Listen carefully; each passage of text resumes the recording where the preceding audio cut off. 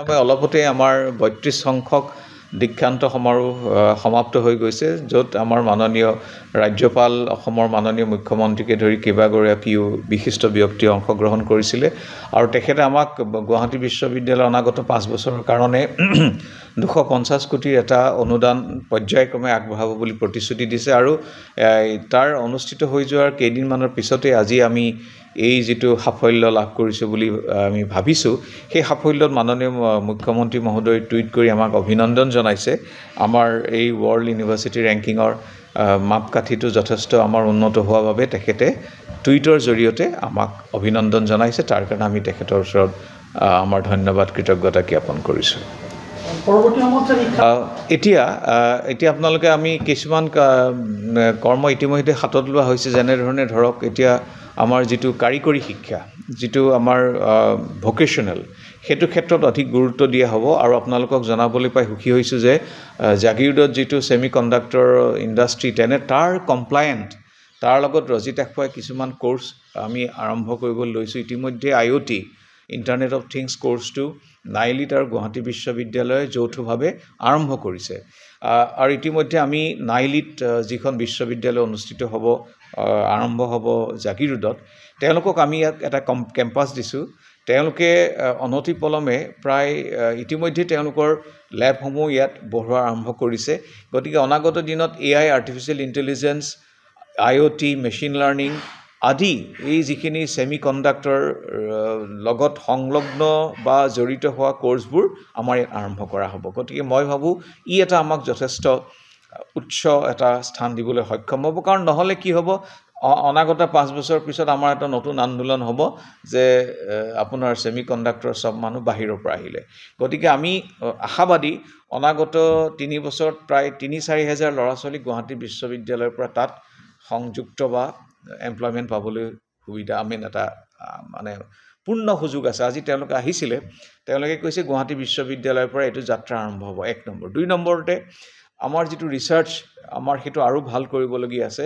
মই কাৰো নাম নলওঁ, কেইটামান বিভাগত আচলতে এতিয়াও অলপ কম জুৰি হৈ আছে, তেওঁলোকক আমি ওপৰলৈ আনিব লাগিব আৰু লগতে যেটো টিচাৰ শিক্ষকৰ যেটো গুণগত মানদণ্ড আৰু অধিক উন্নত কৰাৰ স্কোপ আছে আৰু কাৰিকৰী শিক্ষাৰ লগতে হোষ্টেলসমূহ অলপ ভাল কৰিব লাগিব আৰু এনেকুৱা ধৰণৰ দুই এটা কাম আমি অনাগত দিনত কৰিবলৈ আগবাঢ়িছো।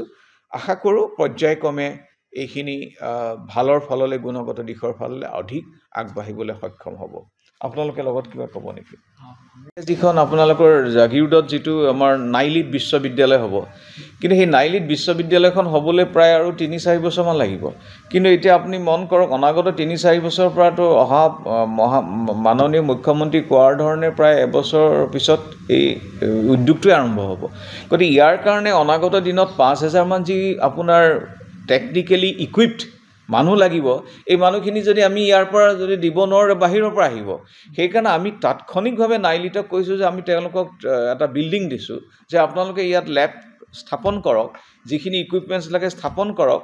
আমি আপোনালোকক জেগাটো দিছো, তেওঁলোকে ভাড়াও দিব, কিন্তু আমাৰ ল'ৰা-ছোৱালী যাতে কোৰ্সবোৰ ল'ব পাৰে, বিশ্ববিদ্যালয় নহয় অন্যান্য শিক্ষানুষ্ঠানৰ ল'ৰা-ছোৱালীও ইয়াত কোৰ্সবিলাক কৰি যাতে ইকুইপড হ'ব পাৰে আমাৰ ইয়াৰ সেমিকন্ডাক্টৰ ইণ্ডাষ্ট্ৰিৰ কাৰণে। অকল সেমিকন্ডাক্টৰ ইণ্ডাষ্ট্ৰি বুলিয়ে নহয়, এই IoT, মেচিন লাৰ্নিং এইবিলাক আজিকালি নিড অফ দ্য ডে, আমাৰ বৰ্তমান বাস্তৱ জীৱনৰ আটাইতকৈ প্ৰয়োজনীয় এইবিলাক দক্ষতা। গতিকে এই দক্ষতাটো আমি দিব পাৰিলে বহুত আগবাঢ়িব বুলি মোৰ বিশ্বাস।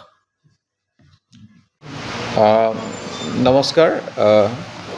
গুৱাহাটী বিশ্ববিদ্যালয়ৰ যেটো টাইমছ হায়াৰ এডুকেশ্যনেল যেটো ৰেংকিঙত, এইটো আসলে টাইমছ অফ ইণ্ডিয়া বুলি নহয়, এইটো এটা টাইমছ হ'ল এটা ইণ্টাৰনেশ্যনেল NGO। তেওঁলোকে যেটো ৰেংকিং কৰে সেইটো আমাৰ ভাৰত চৰকাৰে সেইটো গ্ৰহণ কৰে। আমাৰ তেওঁলোকৰ যেটো ৰেংকিঙত এইবাৰ গুৱাহাটী বিশ্ববিদ্যালয়ে ভাল ফলাফল দেখুৱাবলৈ সক্ষম হৈছে। আমাৰ ৰেঞ্জটো হৈছে 351ৰ পৰা 400 ৰেঞ্জৰ ভিতৰত আৰু সৰ্বভাৰতীয় পৰ্যায়ত যদি চোৱা যায় তেতিয়াহ'লে এইটো ৰেংক হৈছে সৰ্বভাৰতীয় পৰ্যায়ত 48 পজিশন, 48 নম্বৰ সংখ্যক এইটো এটা স্থান।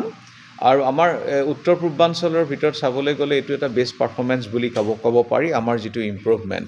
আৰু আমাৰ যিটো তেওঁলোকে গ্লোবেল ৰেংকিংটো কৰে সেই গ্লোবেল ৰেংকিঙৰ আমাৰ যিটো ৰেঞ্জ হৈছে এইটো হৈছে 1201ৰ পৰা 1500ৰ ভিতৰত এইটো আমাৰ পৰ্যায় আমাৰ যিটো গুণগত দিশটো যোৱাবাৰতকৈ যথেষ্ট উন্নত হৈছে আৰু তেওঁলোকৰ এই যিটো ৰিপৰ্টটো যোৱা 23 এপ্ৰিল তাৰিখে তেওঁলোকে এইটো ৰাজহুৱা কৰিছে আৰু যদি আপোনালোকে এইটো বিস্তৃতভাৱে চাব বিচাৰে তেতিয়াহ'লে www.timeshighereducation.com ত চাব পাৰে আৰু এইবাৰ উত্তৰ পূৰ্বাঞ্চলৰ তিনিখন আচলতে শিক্ষানুষ্ঠান টাইমছৰ এই ৰেংকিঙত তেওঁলোকে স্থান লাভ কৰিছে তেজপুৰ ইউনিভাৰ্চিটি গুৱাহাটী বিশ্ববিদ্যালয় আৰু IIT গুৱাহাটী গুৱাহাটীৰ যিটো গ্লোবেল ৰেংকিংটো হৈছে 344 আৰু এই ক্ষেত্ৰত তেজপুৰ ইউনিভাৰ্চিটি আমি তেওঁলোকক কাকো সেৱা জ্ঞান কৰিব খোজা নাই কিন্তু যিহেতু তিনিখন অনুষ্ঠানে এইবাৰ টাইমছ ৰেংকিঙত আহিছে গতিকে তেওঁলোকৰ স্থানটো আগতকৈ অলপ অৱনমিত হ'ল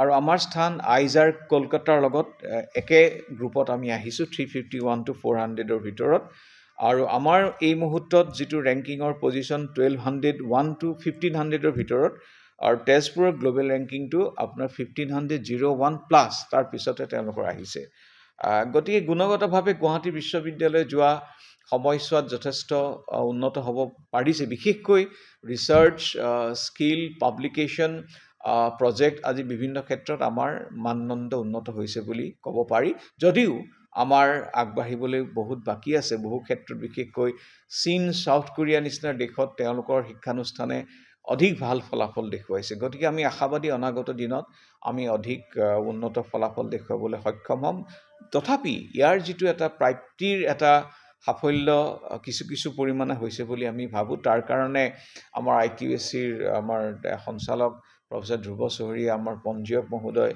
প্ৰফেসৰ উৎপল শৰ্মা আমাৰ OSD সঞ্জয় দত্তকে ধৰি সমূহ ইয়াৰ লগত জড়িত শিক্ষক শিক্ষয়িত্ৰীক মই ধন্যবাদ জনাইছোঁ আৰু ইয়াৰ লগত যোগ দিবলৈ মই আমাৰ IQACৰ ডাইৰেক্টৰ মহোদয়ক অনুৰোধ জনাইছোঁ যিকোনো খবৰৰ বাবে যোগাযোগ কৰক 7099017330 লগতে 7099017110 নম্বৰত